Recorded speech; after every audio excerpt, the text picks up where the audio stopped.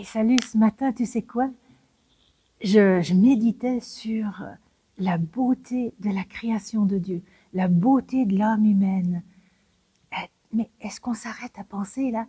L'être humain, il est créé à l'image de Dieu. Dieu qui est tout amour. Ça veut dire qu'on est formaté pour aimer, pour être aimé, pour être attiré par ce qui est beau, ce qui est bien, ce qui est bon. Hey, on est formaté à la bienveillance.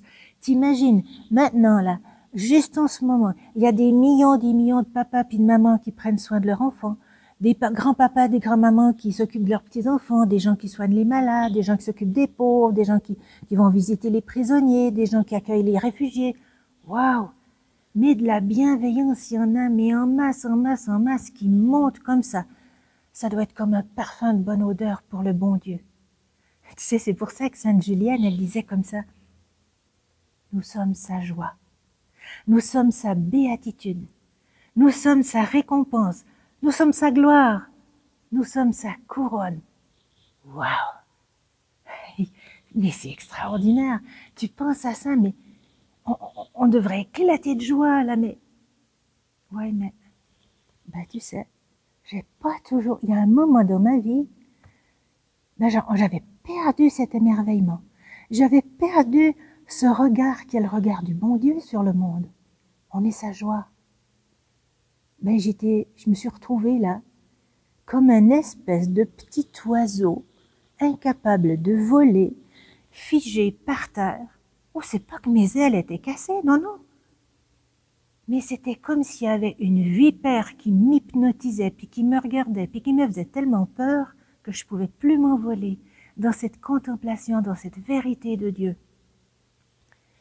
Cette vipère-là, c'était comme un petit peu le serpent, tu sais, à la Genèse, là, qui dit, t'es sûr, il est pourri ton Dieu, il est tout croche.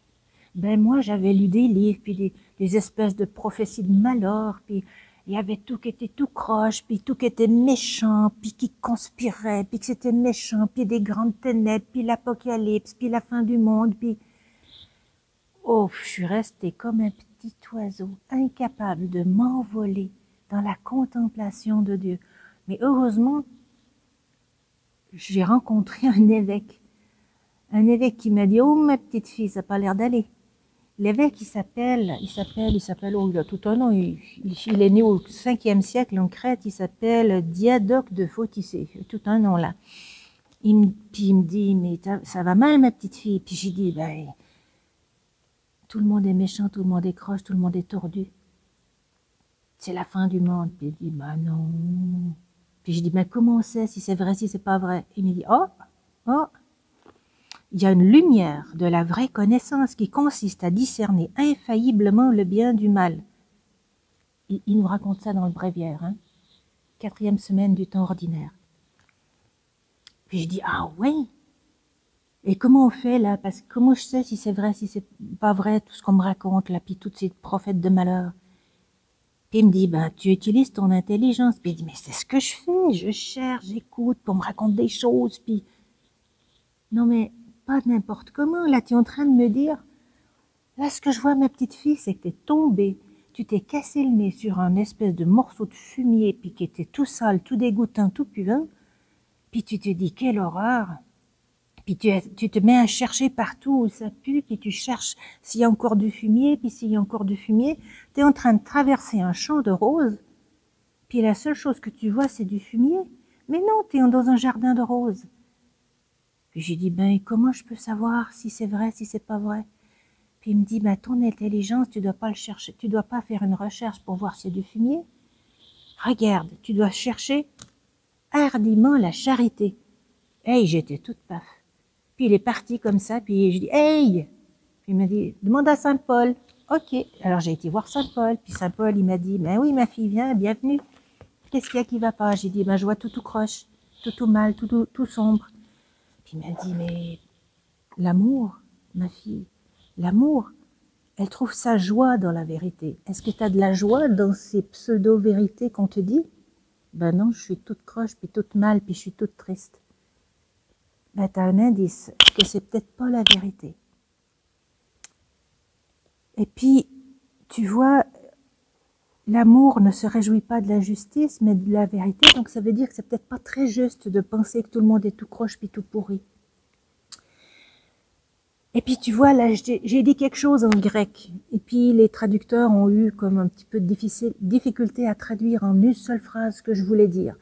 Alors par exemple, ils s'y sont repris dans plusieurs manières, mais en mettant tout ça en français ensemble, ça donne exactement ce que je voulais dire. Tu vois, il y en a un qui dit « il n'entretient pas de rancune ». Puis la Tobe, elle dit aussi « il ne pense pas au mal ». Saint Jérôme, moi j'aime bien Saint Jérôme, il dit « il cogite pas le mal ». Puis t'as Louis II qui dit « il ne soupçonne pas le mal ». Tu vois, tout ça ensemble, ça veut dire que ben il faut pas rester le nez dans le fumier. Que si t'es dans la charité, ben tu t'élèves vers ce qui est beau, vers ce qui est bon. Et tu vas retrouver ta paix.